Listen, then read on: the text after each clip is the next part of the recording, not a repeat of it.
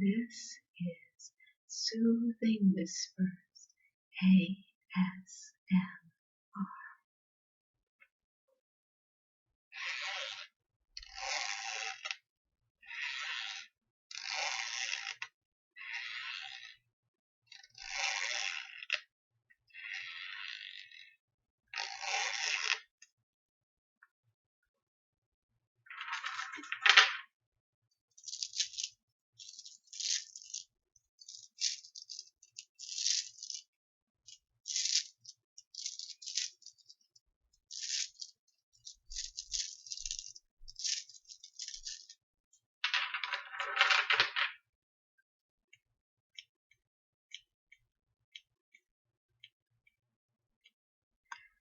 I actually accidentally stole these from a past workplace.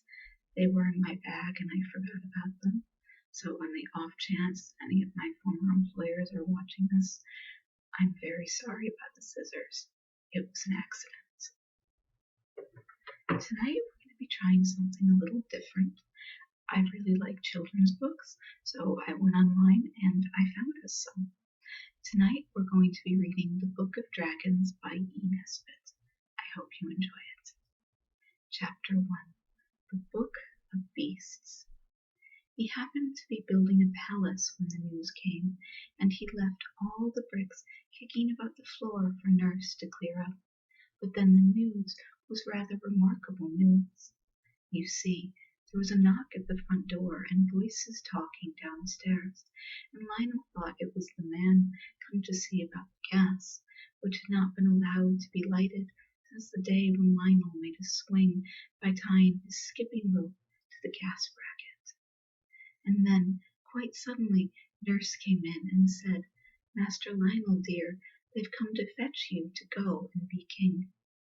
Then she made haste to change his smock and to wash his face and hands and brush his hair, and all the time she was doing it, Lionel kept wriggling and fidgeting and saying, "Oh, don't, Nurse, and I'm sure my ears are quite clean, or never mind my hair, it's all right, and that'll do." "You're going on as if you was going to be an eel instead of a king," said Nurse.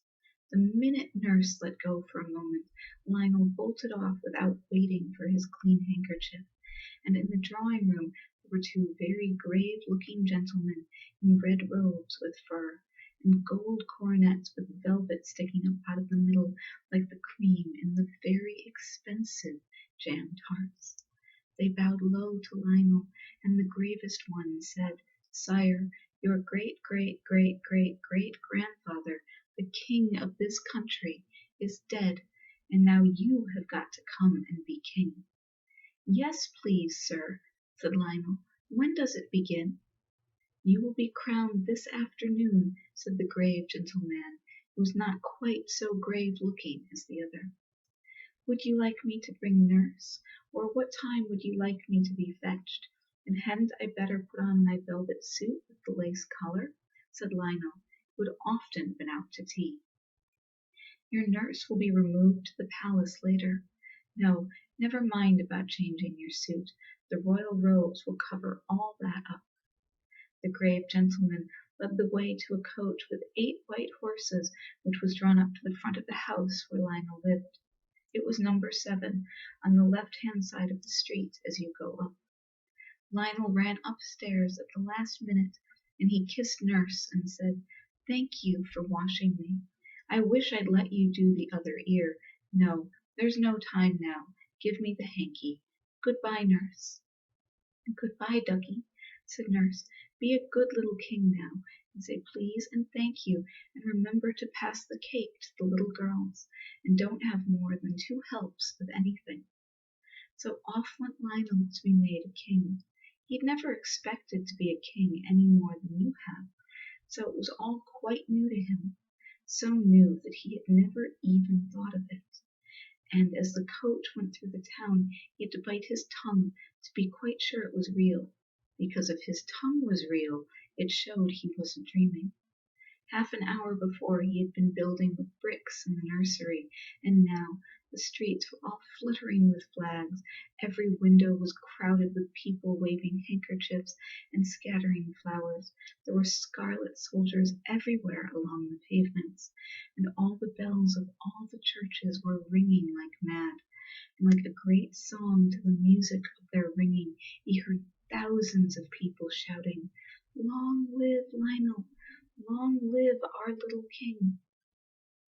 He was a little sorry at first that he had not put on his best clothes, but he soon forgot to think about that. If he had been a girl, he would very likely have bothered about it the whole time. As they went along, the grave gentlemen, who were the Chancellor and the Prime Minister, explained the things which Lionel did not understand. "I thought we were a republic," said Lionel. "I'm sure there hasn't been a king for some time." "Sire, your great-great-great-great-grandfather's death happened when my grandfather was a little boy," said the Prime Minister, "and since then your loyal people have been saving up to buy you a crown. So much a week, you know, according to the people's means. 6 pence a week from those who have first-rate pocket money, down to a halfpenny a week for those who haven't so much. You know it's the rule that the crown must be paid for by the people." "But hasn't my great, however much it is, grandfather a crown?" "Yes, but he sent it to be tinned over for fear of vanity, and he had had all the jewels taken out, and sold them to buy books. He was a strange man, a very good king he was, but he had his faults. He was fond of books. Almost with his last breath he sent the crown to be tinned, and he never lived to pay the tinsmith's bill." Here the Prime Minister wiped away a tear, and just then the carriage stopped, and Lionel was taken out of the carriage to be crowned. Being crowned is much more tiring work than you would suppose, and by the time it was over, and Lionel had worn the royal robes for an hour or two, and had had his hand kissed by everybody whose business it was to do it, he was quite worn out, and was very glad to get into the palace nursery. Nurse was there, and tea was ready. Seedy cake and plummy cake and jam and hot buttered toast, and the prettiest china with red and gold and blue flowers on it, and real tea, and as many cups of it as you liked. After tea, Lionel said, "I think I should like a book. Will you get me one, Nurse?" "Bless the child," said Nurse. "You don't suppose you've lost the use of your legs with just being a king. Run along, do, and get the books yourself." So Lionel went down into the library. The Prime Minister and the Chancellor were there, and when Lionel came in they bowed very low, and were beginning to ask Lionel most politely what on earth he was coming bothering for now, when Lionel cried out, "Oh, what a world full of books! Are they yours?" "They are yours, your Majesty," answered the Chancellor. "They were the property of the late King, your great-great—" "Yes, I know," Lionel interrupted. "Well, I shall read them all. I love to read. I am so glad I learned to read." "If I might venture to advise your Majesty," said the Prime Minister, "I should not read these books. Your great—" "Yes," said Lionel quickly. "He was a very good king. Oh yes, really a very superior king in his way, but he was a little, well, strange." "Mad?" said Lionel cheerfully. "No, no." Both gentlemen were sincerely shocked. "Not mad, but if I may express it so, he was too clever by half. I should not like a little king of mine to have anything to do with his books." Lionel looked puzzled. "The fact is," the Chancellor went on, twisting his red beard in an agitated way, "your great—" "Go on," said Lionel, "was called a wizard." "But he wasn't?" "Of course not. A most worthy king was your great—" "I see, but I wouldn't touch his books." "Just this one," cried Lionel, laying his hands on the cover of a great brown book that lay on the sturdy table. It had gold patterns on the brown leather, and gold clasps with turquoises and rubies in the twists of them, and gold corners, so that the leather should not wear out too quickly. "I must look at this one," said Lionel, for on the back in big letters he read, The Book of Beasts. The Chancellor said, "Don't be a silly little king." But Lionel had already got the gold clasps undone, and he opened the first page. There was a beautiful butterfly, all red and brown and yellow and blue, so beautifully painted that it looked as if it were alive. "There," said Lionel, "isn't that lovely? Why?"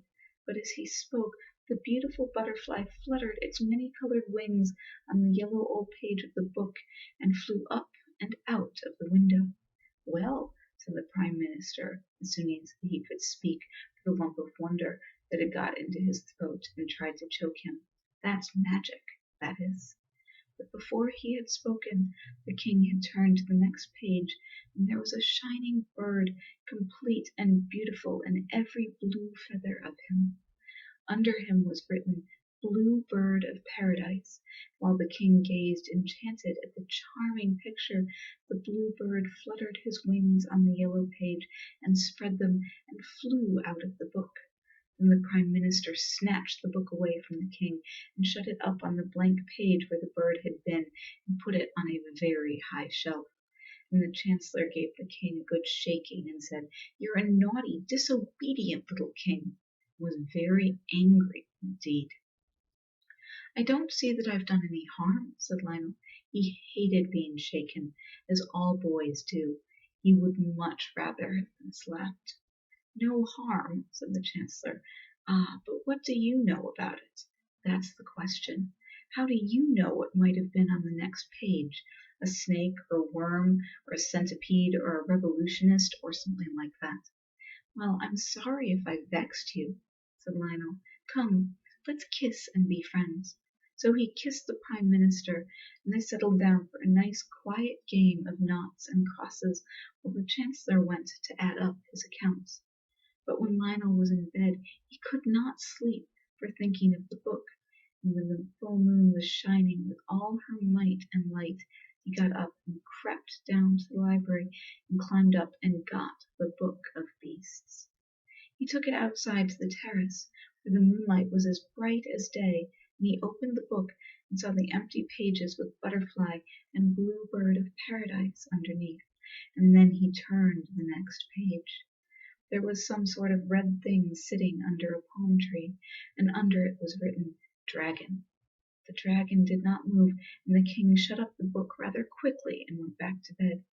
But the next day he wanted another look, so he took the book out into the garden, and when he undid the clasps with the rubies and turquoises, the book opened all by itself to the picture with dragon underneath, and the sun shone full on the page. And then, quite suddenly, a great red dragon came out of the book and spread vast scarlet wings and flew away across the garden to the far hills. And Lionel was left with the empty page before him, for the page was quite empty except for the green palm tree and the yellow desert, and the little streaks of red where the paintbrush had gone outside the pencil outline of the red dragon. And then Lionel felt he had indeed done it.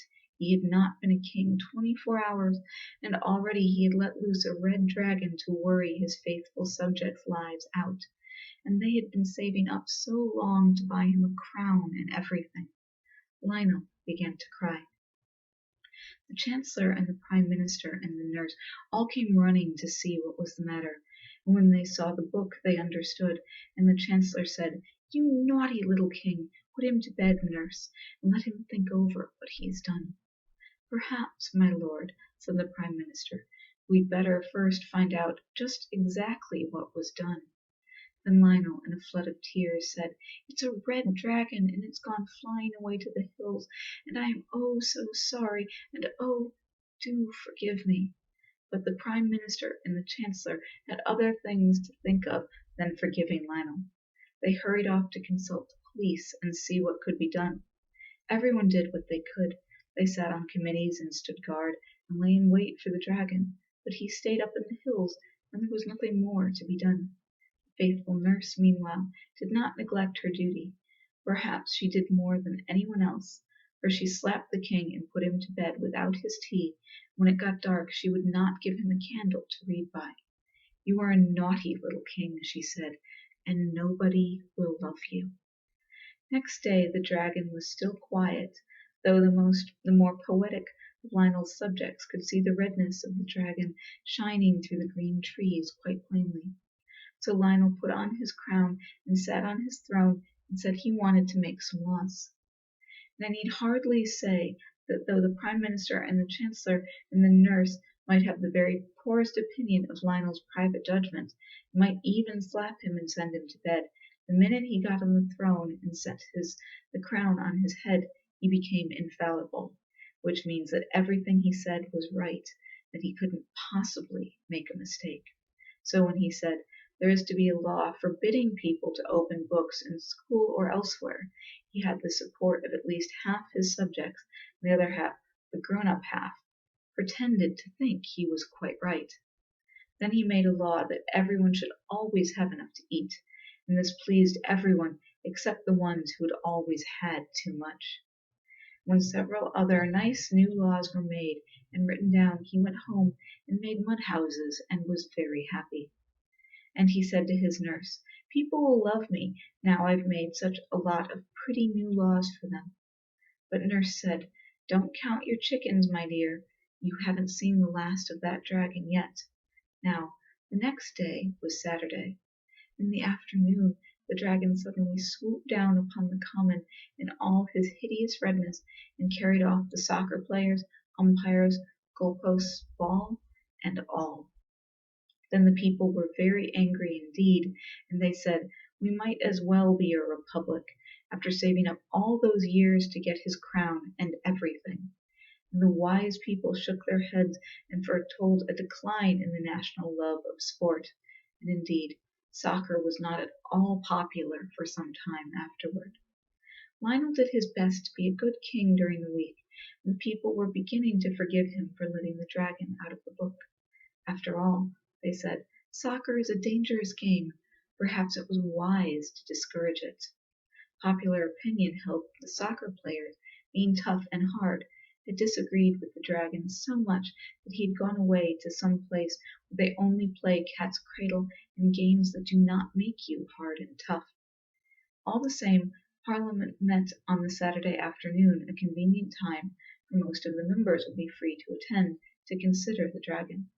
But unfortunately the dragon, who had only been asleep, woke up because it was Saturday, and he considered the Parliament, and afterwards there were not any members left, so they tried to make a new Parliament, but being a member of Parliament had somehow grown as unpopular as soccer playing, and no one would consent to be elected, so they had to do without a Parliament.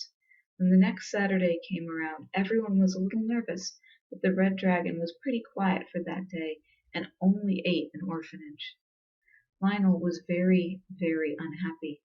He felt that it was his disobedience that had brought this trouble on the Parliament and the orphanage and the soccer players, and he felt that it was his duty to try and do something. The question was, what? And with that, I think that's enough for one night. Tune in tomorrow if you want to hear more. And before you go,